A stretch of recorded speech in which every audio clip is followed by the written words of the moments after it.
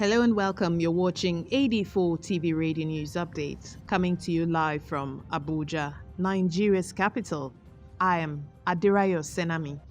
According to social media network Twitter, United States President Donald Trump's tweets can now be fact-checked for misinformation. They highlighted his recent claims about mail-in ballots, which were false and have since been debunked by fact-checkers.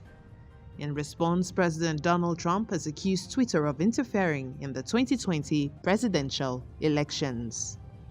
Still in the US, the American military has accused Russia of disguising its fighter jets by painting it in another color and dispatching it to Libya to support Commander Khalifa Haftar's forces.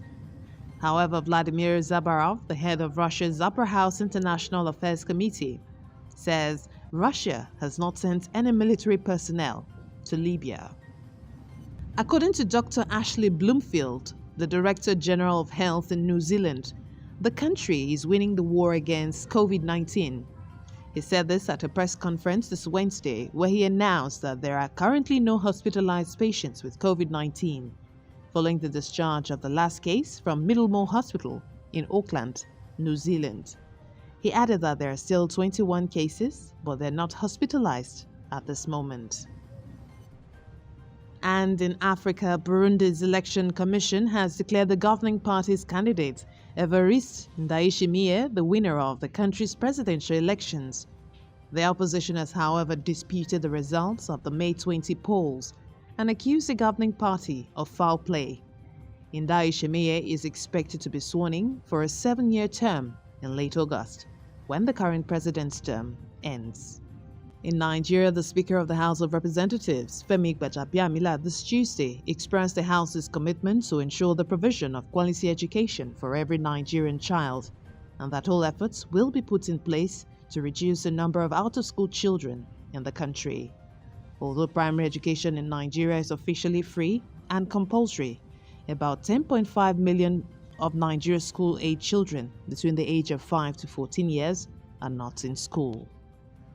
In another development, the Minister of Health for Nigeria, Osage Hanire, has said the Secretary of the Government of the Federation, Barrister Bas Mustapha, will hand over Madagascar's COVID-19 cure to the Ministry of Health this Wednesday.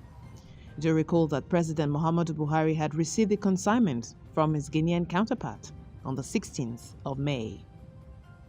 We'll take a short break now. When we return, Tanzanian comedian appears in court for laughing at the president. Stay with us, details coming shortly.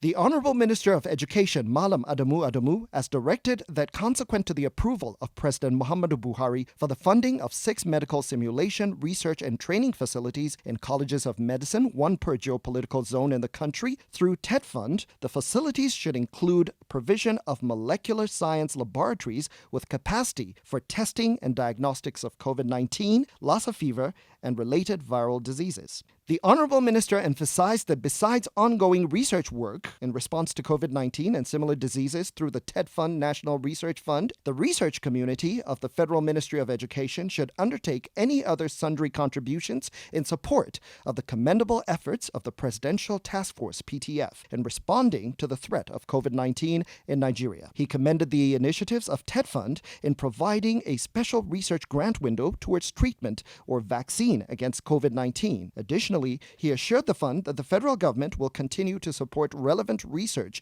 aimed at addressing national challenges and needs. Signed, Mrs. Ngoba Priye-Briggs, Director, Public Affairs for the Executive Secretary. Welcome back. You're watching AD4 TV Radio News Update. The president of the Association of Resident Doctors in Lautech Hospital, Ogbomosho, Oyo State, Nigeria, Dr. Abraham Akimbola, speaking on behalf of its members, are demanding payment of their 24-month salary arrears owed them by the Oyo State government from January 2016 to December 2017. They're also demanding for the installation, repair, and maintenance of medical equipment at the hospital. Similarly, doctors at the Sion Hospital in Western Indian city of Mumbai have confirmed that over the past few weeks, many patients admitted in the hospital have had to share beds or are treated on the floor. According to doctors at the hospital, overcrowding has long been a problem at the hospital, but the coronavirus has worsened an already alarming situation. In a developing story, a 13-year-old Iranian girl, Romina Ashafi, was killed in her sleep with a sickle by her father for eloping with an older man. The father has been arrested, and details of the case will be made public after the legal process. 84 TV News will bring you updates in our subsequent bulletins. A Tanzanian comedian, Idris Sultan, has been arraigned at a magistrate's court this Wednesday in the country's commercial capital, Dar es Salaam, 8 days after he was arrested for laughing at an old photograph of President John Magufuli of Tanzania, where he was wearing an oversized suit. And that's it on 84 TV Radio News Update, coming to you live from Abuja, Nigeria's capital. You can join the conversation on our website at www.84tvradio.com. Please follow us on social media at 84TV Radio on Facebook, Twitter, LinkedIn, and Instagram. You can subscribe to our YouTube channel at 84TV Radio. Many thanks for watching. I am Adirayo Senami.